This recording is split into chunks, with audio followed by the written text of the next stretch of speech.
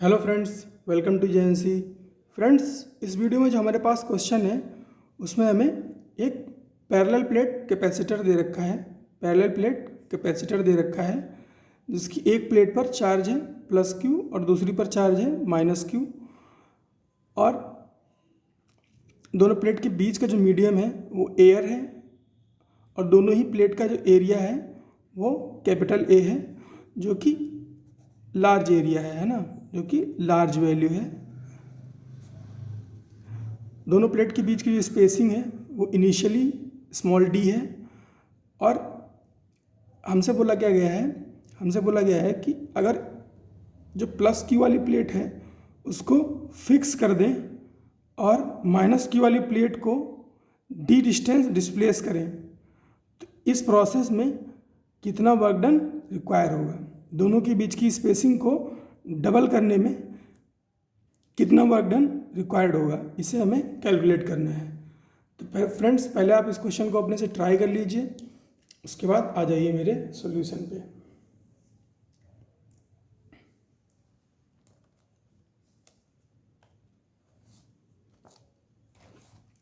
तो फ्रेंड्स, बात करें अगर इसके सॉल्यूशन की,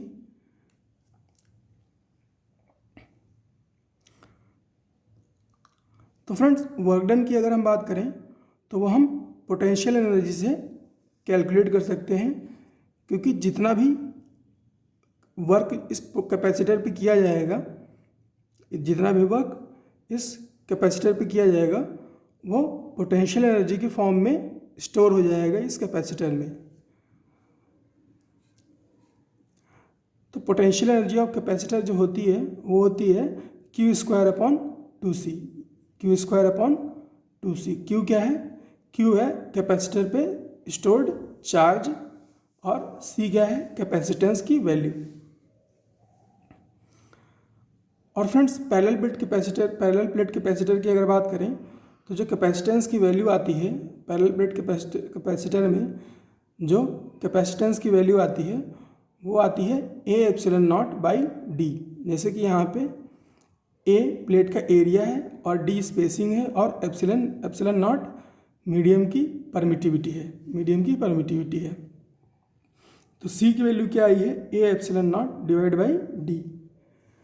तो फ्रेंड्स, हमारे पास पोटेंशियल एनर्जी का फॉर्मूला है, तो हम क्या करेंगे, इस कैपेसिटर की इनिशियल और फाइनल पोटेंशियल एनर्जी कैलकुलेट करेंगे और दोनों को सब्ट्रैक्ट करके वैल्यू निकाल लेंगे एक्सटर्नल वर्क डन की। तो फ्रेंड्स, वर्क डन एक्सटर्नल क्या हो जाएगा? Delta U, that is final potential energy minus initial potential energy. तो फाइनल पोटेंशियल एनर्जी क्या होगी? क्यू स्क्वायर, क्योंकि फ्रेंड्स चार्ज तो सेम रह रहा है, तो क्यू स्क्वायर है ना, फाइनली भी चार्ज सेम रहेगा क्यू, तो Q square divide by 2 into final capacitance. जब स्पेसिंग चेंज हो जाएगी तो ये कैपेसिटेंस की वैल्यू चेंज हो जाएगी, तो इसको हम बोल रहे हैं 2 into C F minus Q square upon 2 C I initial capacitance. अब हम सी फाइनल की वैल्यू रखेंगे और सी इनिशियल की वैल्यू रखेंगे, तो Q square upon 2 into A epsilon upon final spacing कितनी है? 2d, तो 2 into A epsilon upon 2d minus Q square upon 2 into A epsilon upon initial spacing कितनी है? स्मॉल डी, तो स्मॉल डी रख दिया। अब क्या किया हमने? ए एप्सिलॉन अपॉन यहाँ पर क्या होगा? यहाँ 2 से 2 कैंसिल आउट हो जाएगा,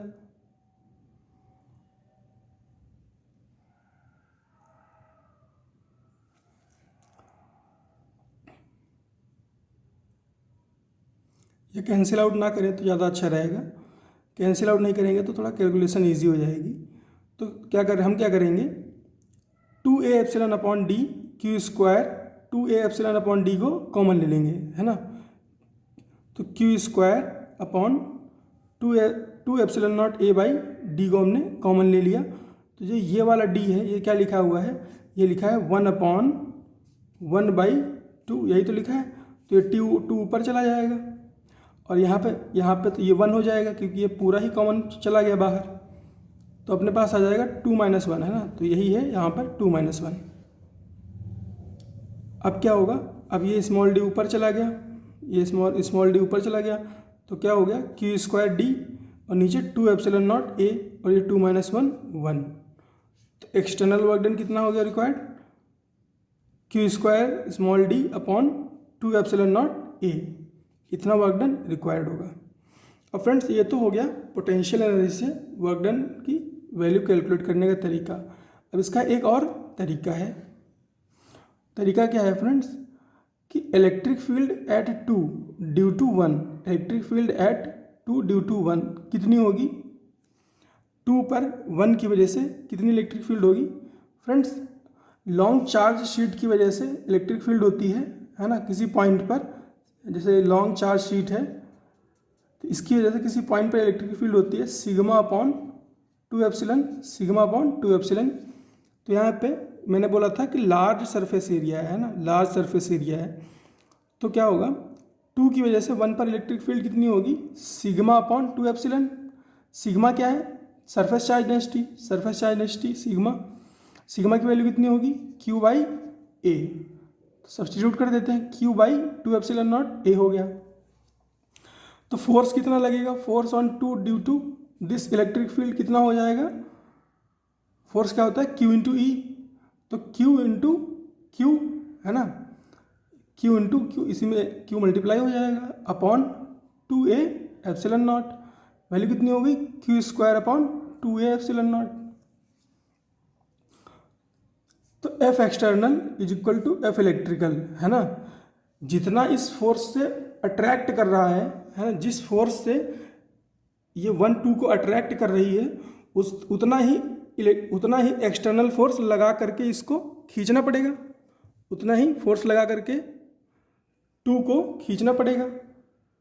तो एक्सटर्नल फोर्स कितना रिक्वायर्ड होगा Q² upon 2A epsilon not. अब हमें पता चल गया कि इतने फोर्स से हमें बाहर खींचना है, तो अब हमें डिस्प्लेसमेंट भी पता है कितना D, तो इस external force W external value कितनी हो जाएगी, फोर्स इंटू डिस्प्लेसमेंट मल्टीप्लाई कर दो, W एक्सटर्नल कितना होगा Q² D अपॉन 2 एप्सिलॉन। ये और ये सेम, तो इस तरह से हम 2 मेथड से कैलकुलेट कर सकते हैं स्पेसिंग को डबल करने के लिए वर्क डन की वैल्यू कैलकुलेट करने का तरीका। मिलते हैं फ्रेंड्स नेक्स्ट क्वेश्चन में।